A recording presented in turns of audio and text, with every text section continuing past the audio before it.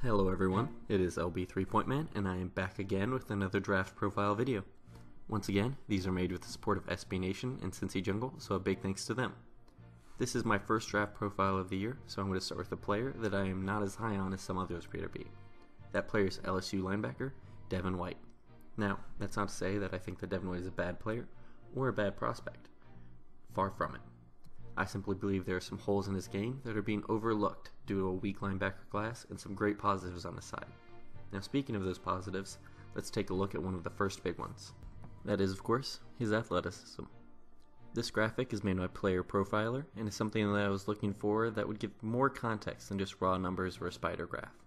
If we look at his 40-yard dash, he's in the 100th percentile for linebackers, and even his speed score, which is the 40 but height and weight adjusted, is in the 99th percentile, which is very good. His burst score and agility score, which are scores based off the jumps and agility drills, or respectively, are also both very good. Overall, White is an athletic phenom, which does suggest that he has nice upside and the ability to be one of the better linebackers in the NFL, especially with the NFL trending more and more pass heavy. Now, let's move on to the tape and try to figure out what his strengths and weaknesses are specifically. First off, I would like to talk about his aggression in the run game. He's always looking to make the next big play, which overall is a very positive trait. If we look at this first play, he's easily able to shed the offensive tackle and meet the running back at the hole, getting the stop.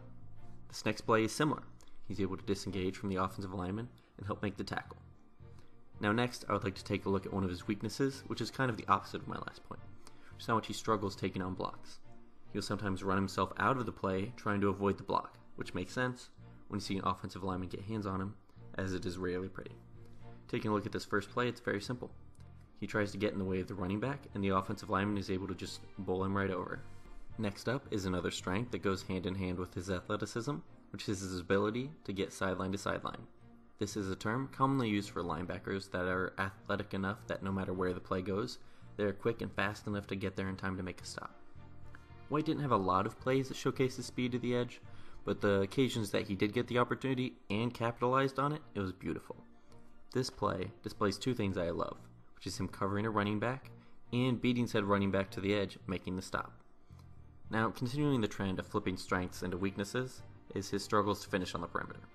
He had consistent issues on tape when he does try to meet the running back on the edge, where he will often either overrun him or simply fail to wrap up.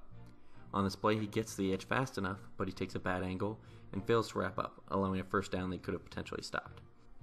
This trend of potentially positive traits having weaknesses attached to them is one of the most concerning aspects of his evaluation to me, as while he has loads of potential, there is no positive aspect of his game that doesn't come with some asterisk attached to it.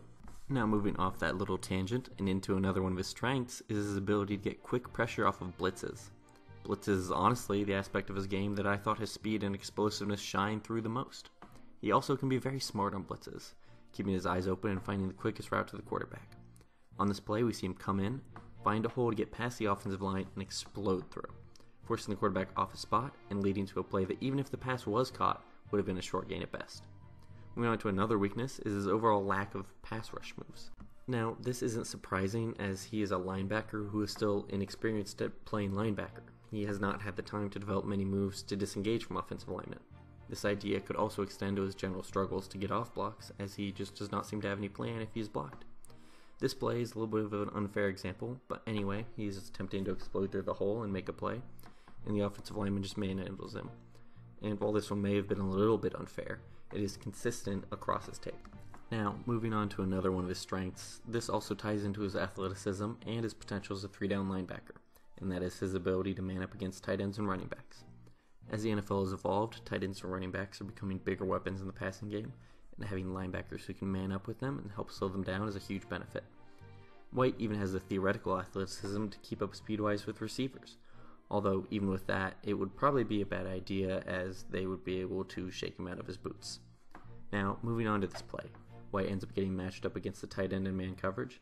He's able to stick with him down the field, and although he's unable to make a play on the ball, his good positioning and his ability to stick close is a good sign.